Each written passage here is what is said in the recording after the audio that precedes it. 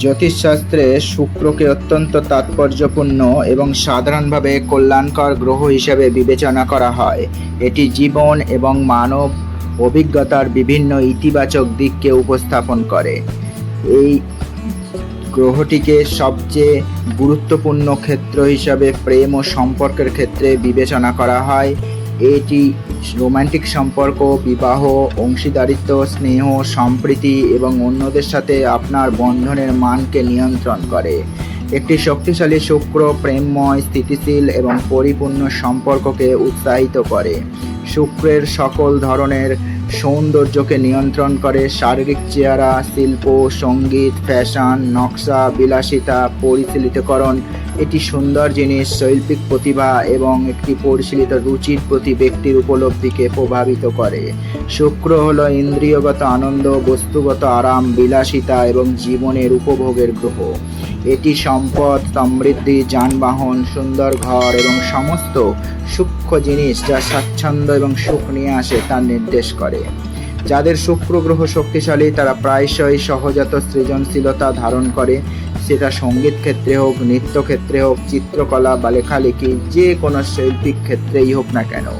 এটা কাব্যিক দক্ষতা এবং নান্দনিকতার তীব্র বোধ প্রদান করে মানুষকে। শুক্র শান্তি, ভারসাম্য, সহযোগিতা এবং কূটনৈতিক দক্ষতাকে উৎসাহিত করে।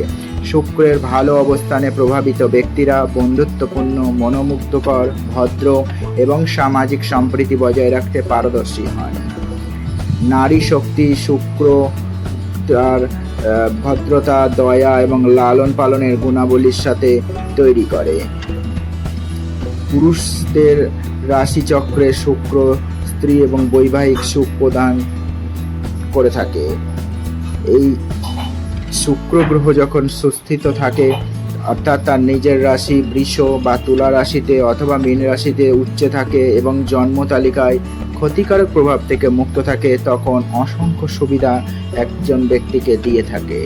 এই ধরনের শুক্রের উপস্থিতিতে ব্যক্তিরা প্রায়শই একটি মনোমুগ্ধকর, আকর্ষণীয় ব্যক্তিত্বের অধিকারী হন। পাশাপাশি সুন্দর শারীরিক চেহারা এবং মনোমুগ্ধকর দৃষ্টিটা থাকে।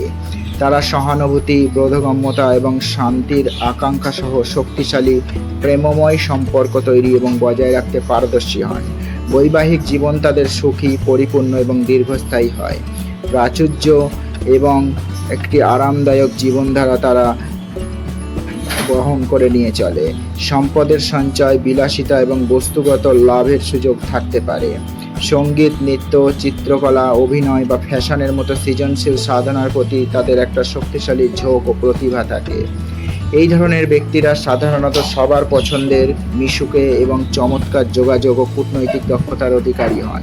তারা সহজেই মানুষের সাথে যোগাযোগ স্থাপন করতে পারেন এবং তারা সম্প্রীতি বজায় রাখতে পারেন। যদিও সুস্বাস্থ্য শুক্রের প্রধান ক্ষেত্র নয়, তবুও শক্তিশালী শুক্র সামগ্রিক সুস্থতা, সুন্দর ত্বক এবং একটি উজ্জ্বলকর শারীরিক চেহারার অবদান রাখে। তারা জীবনের আনন্দ উপভোগ করে এবং খাবার, সঙ্গ, ভ্রমণ, অবসর, যে কোনো উপায় হোক, একটি সুঅবস্থিত শুক্র প্রায়শই একজনকে অন্যদের প্রতি দয়ালু, উদার এবং সহানুভূতিশীল করে তোলে।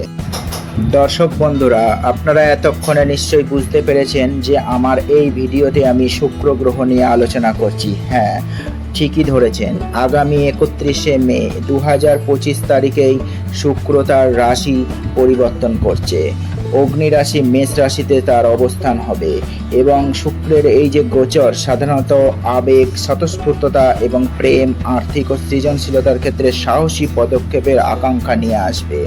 যদিও প্রত্যেকের জন্য তাদের ব্যক্তিগত জন্ম তালিকার উপর ভিত্তি করে প্রভাব ভিন্ন হতে পারে, তবে কিছু কিছু রাশি রয়েছে যাদের ক্ষেত্রে শুক্রের এই গোচর কিন্তু খুবই চমকপ্রদ ফলাফল দেবে বলে আশা করা হচ্ছে। তার আগে আমি আপনাদের যে কথাটি বলি তা হলো, ভিডিওটি সম্পূর্ণ দেখবেন, স্কিপ করবেন না।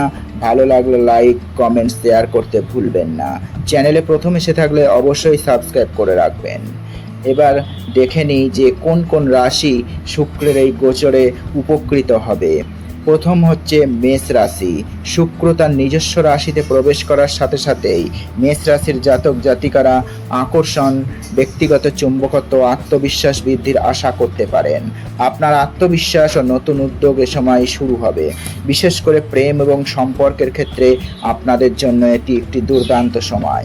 আপনি আরও আকর্ষণীয় বোধ করবেন নিজেকে, আপনার অনুভূতি আরও খোলাখুলিভাবে প্রকাশ করবেন। এরপর যে রাশিটির ওপর শুক্রের শুভ প্রভাব বর্ষিত হবে তা হলো মিথুন রাশি। মিথুন রাশির জাতক জাতিকাদের জন্য এই গোচর অবশ্যই ইতিবাচক পরিবর্তন আনবে। স্বাস্থ্যের আপনাদের উন্নতি হবে, বাড়িতে শুভ ঘটনা ঘটতে পারে, সম্পদ ও সম্পত্তির বৃদ্ধি হতে পারে। লেখালেখি বা যোগাযোগ ক্ষেত্রে ব্যক্তিদের জন্য সুযোগগুলি আরও ভালো তুলে ধরবে। সামাজিক জীবন সমৃদ্ধ হবে, যোগাযোগ আরও স্নেহপূর্ণ হয়ে উঠবে। এর পরের রাশি কর্কট। কর্কট রাশির জাতক জাতিকারা তাদের আর্থিক সমস্যার সমাধান পাবেন এ সময়। কোনো সুসংবাদ আপনাদের জন্য অপেক্ষা করছে। সমাজে পদমর্যাদা, প্রতিপত্তি এবং সম্মান বৃদ্ধির সম্ভাবনা আপনাদের রয়েছে।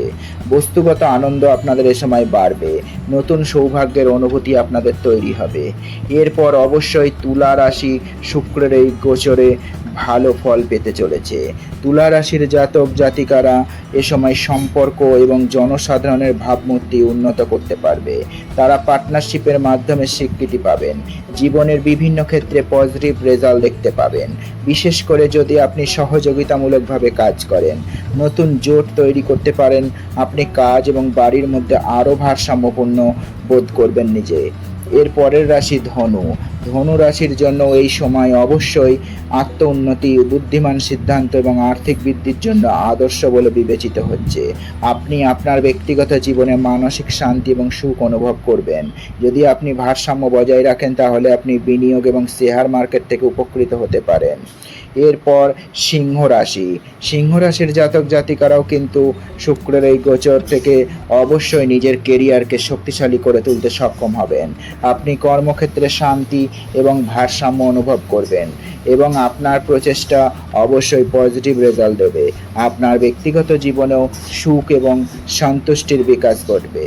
তবে মনে রাখবেন, এটা একটা জেনারেল প্রেডিকশন। কোনো গ্রহের গোচরের সঠিক প্রভাব আপনার জীবনে কতটা পড়বে তা অবশ্যই আপনার ব্যক্তিগত জন্ম তালিকার উপর নির্ভর করে। তাই শুক্রের এই গোচর আপনার জীবনে ঠিক কতটা প্রভাব নিয়ে আসবে সেটা জানতে গেলে অবশ্যই নিজের জন্মছক বিশ্লেষণ করাতে ভুলবেন না। ভিডিওটি এখানেই শেষ করছি। আশা করছি এই যে রাশিগুলোর কথা বললাম, যদি আপনাদের জন্ম এই রাশিতে হয়ে থাকে বা এই লগ্নে হয়ে থাকে তাহলে আপনাদের জীবন আগামী দিন অবশ্যই সুখ, সমৃদ্ধি, শান্তিতে ভরে উঠবে। আপনাদের আরও অগ্রগতি ঘটবে, জীবনে অনেক উন্নতি হবে। এই আশা রেখে ভিডিওটি এখানেই শেষ করছি। সবাই ভালো থাকবেন, সুস্থ থাকবেন।